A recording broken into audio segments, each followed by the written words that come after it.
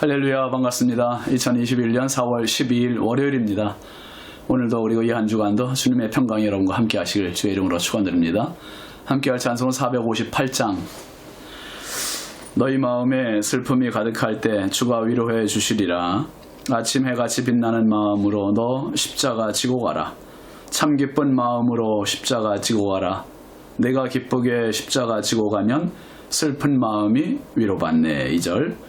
때를 따라서 주시는 은혜로서 가라앉은 심령의 힘을 얻고 주가 언약한 말씀을 기억하고 너 십자가 지고 가라. 3절. 내가 맡은 일 성실히 행할 때에 주님 앞에서 상 받으리. 주가 베푸신 은혜를 감사하며 너 십자가 지고 가라. 참 기쁜 마음으로 십자가 지고 가라. 내가 기쁘게 십자가 지고 가면 슬픈 마음이 위로받네. 아멘. 하나님 말씀은 열왕기상 2장 30절부터 35절입니다.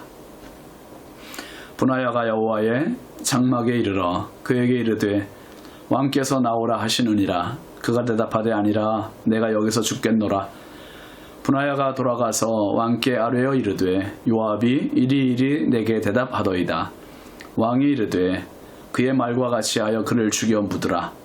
요압이 까닭 없이 흘린 피를 나와 내 아버지의 집에서 내가 제하리라. 여호와께서 요압의 피를 그의 머리로 돌려보내실 것은 그가 자기보다 의롭고 선한 두 사람을 쳤음이니 곧 이스라엘 군사령관 넬의 아들 아브넬과 유다 군사령관 예델의 아들 아마사를 칼로 죽였음이라. 이 일을 내 아버지 다윗은 알지 못하셨나니 그들의 피는 영영이 요압의 머리와 그의 자손의 머리로 돌아갈지라도 다윗과 그의 자손과 그의 집과 그의 왕위에는 여호와께로 말미암는 평강이 영원히 있으리라. 여호야다의 아들 분하야가 곧 올라가서 그를 쳐 죽임에 그가 광야에 있는 자기의 집에 매장되니라. 왕이 이에 여호야다의 아들 분하야를 요압을 대신하여 군사령관으로 삼고 또 제사장 사독으로 아비아다를 대신하게 하니라. 아멘. 오늘 말씀 제목은 대가입니다. 여러분, 예수님께서 겟세마네 동산에서 기도하신 후에 대제사장 세력들에게 체포되시는 장면이 나오잖아요. 그 긴박한 상황에서 베드로가 한 행동이 뭐였습니까? 칼을 빼서 휘둘렀습니다. 그리고 대제사장의 종 말구의 귀를 쳐 떨어뜨렸지요. 그때 예수님께서 그 말구의 귀를 다시 주워서 붙여주시면서 베드로에게 하신 말씀이 있습니다. 마태복음 26장 52절 보시면 이에 예수께서 이르시되 네 칼을 도로 칼집에 꽂으라. 칼을 가지는 자는 다 칼로 망하느니라. 아주 불리한 상황에서, 위급한 상황에서 베드로의 칼이 얼마나 도움이 됐고 위안이 됐겠습니까? 그런데 주님은 그 칼마저 다시 도로 꽂으라고 말씀하세요. 그리고 하신 말씀이 뭐였습니까? 칼을 가지는 자는 다 칼로 망하느니라. 세상을 정복하는 길은 칼이 아닌 것을 깨우쳐 주신 거예요. 그런데 지금 어디 세상을 보십시오, 여러분. 모두가 다 칼 빼고 살고 있지 않습니까? 개인과 개인, 단체와 단체, 여당과 야당, 진보와 보수, 또 나라와 나라 사이에도 모두가 칼로만 승부를 하려고 합니다. 정복과 점령을 위하여 수많은 칼을 쓰고 지금도 칼을 쓰고 있는 것이 인류의 역사입니다. 그런데 노벨상을 받는 사람, 인류의 최고의 상이라고 하는 이 노벨상을 받는 사람들은 칼을 쓰는 사람들이 아니라 평화를 만드는 사람입니다. 예수님은 칼이 아니라 사랑이 칼보다 강함을 우리에게 보여주신 분입니다. 결국 십자가라는 최고의 사랑으로 인류를 정복하셨지요. 작게는 인간관계, 대인관계에서부터 크게는 나라와 나라 사이에 사랑이 결국은 가장 큰 힘입니다. 분노는 잠깐은 효력이 있을 것 같지만 분노를 좋아할 사람은 아무도 없습니다. 오직 남는 것은 사랑입니다. 다윗 왕이 죽고 왕위를 이은 솔로몬은 아버지 다윗의 유언을 명심합니다.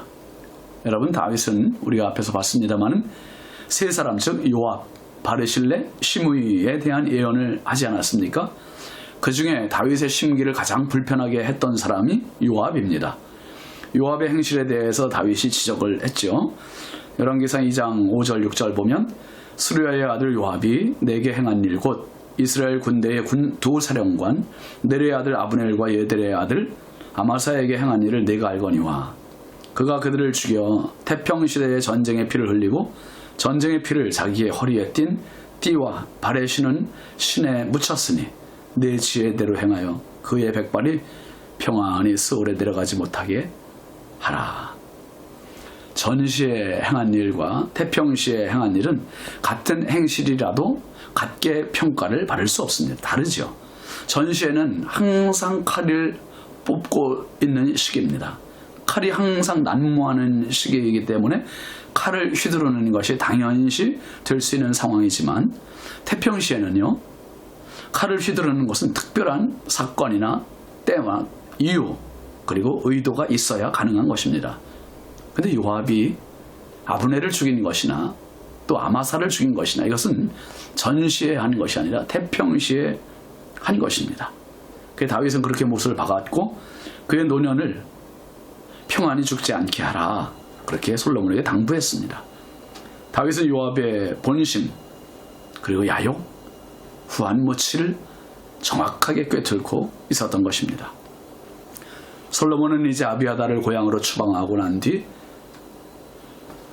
요압을 죽이라는 명령을 내립니다.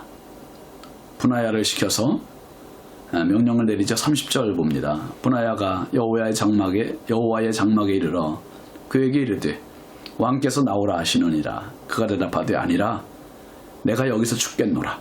분하야가 돌아가서 왕께 아뢰어 이르되 요압이 이리이리 내게 대답하더이다.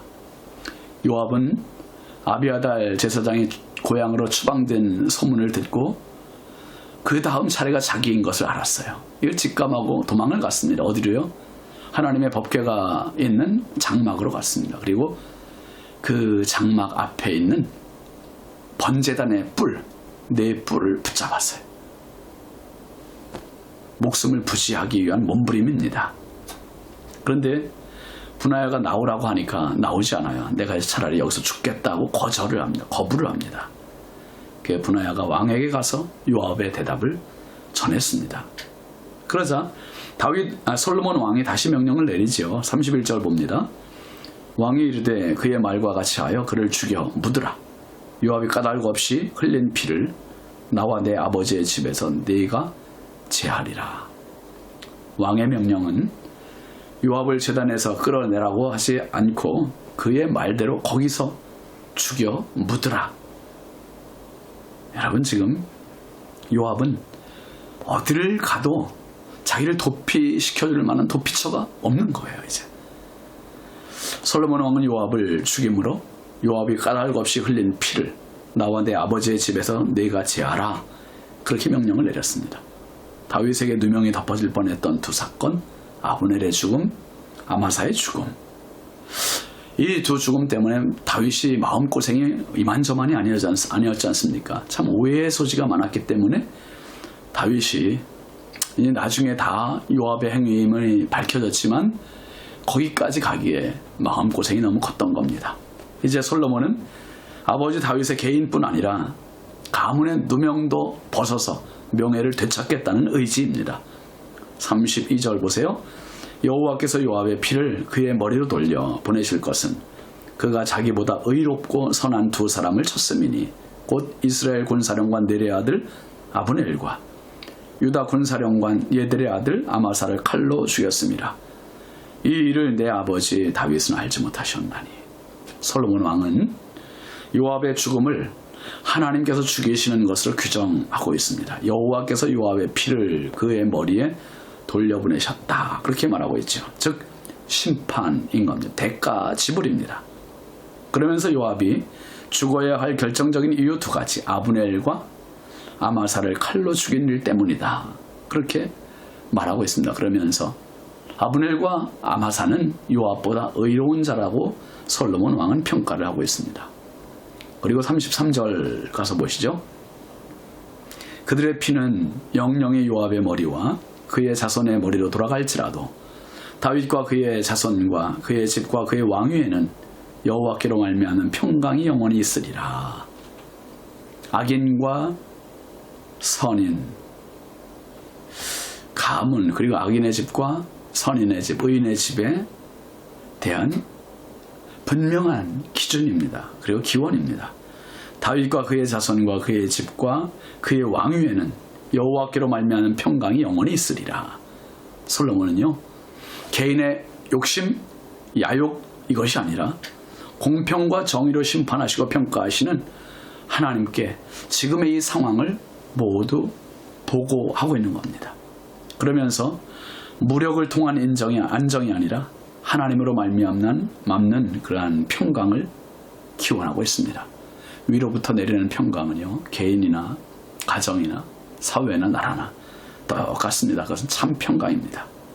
34절 보세요. 여호야다의 아들 브나야가 곧 올라가서 그를 쳐 죽이매 그가 광야에 있는 자기의 집에 매장되니라. 이렇게 해서 참 탈도 많고 한도 많았던 이 요압, 다윗의 군사령관 요압의 생이 끝났습니다. 과유불급입니다. 항상 지나치지 않게 겸손히 선하게 사는 것이 후유증 없는 순리입니다. 요압은 자기가 산 삶에 대한 대가를 톡톡히 지불받았습니다. 35절은 이렇게 말합니다. 왕이 이에 여호야다의 아들 브나야를 요압을 대신하여 군사령관으로 삼고 또 제사장 사독으로 아비아다를 대신하게 하니라. 솔로몬의 왕권이 점점 견고해지는 순간입니다. 아비아달도 추방되고 요압도 죽고 시종일관 충성한 사독이 제사장이 됩니다. 그리고 다윗의 시위 대장이었던 브나야가 군 사령관이 되었습니다. 영적으로도 국방적으로도 안정이 되어갑니다. 요압도 결국은 자기가 한 일에 대한 대가를 지불받았고 제사장 아비아달도 대가를 지불받아서 고향으로 추방되었고요. 대신 역으로 또 사독 제사장과 브나야는 충성한 것에 대한 대가를 지불받았습니다. 마태복음 25장에 나오는 달란트 비유에서 5달란트, 2달란트 받았던 자들은 착하고 충성된 종, 칭찬과 상급. 그런데 1달란트 받은 자는 악하고 게으른 종, 책망과 심판입니다. 여러분, 하나님 앞에 언젠가 우리가 서게 될 때 히브리서 9장 27절 말씀과 같이 한 번 죽는 것은 정하신 것이요 그 후에는 심판이 있다 했습니다. 그 심판의 때에 정말 주님 앞에 상급과 칭찬 받을 수 있는 축복의 대가가 지불되는 저와 여러분의 삶이 될 수 있기를 바랍니다. 기도합시다. 하나님 아버지 감사합니다. 요압의 최후를 보았습니다.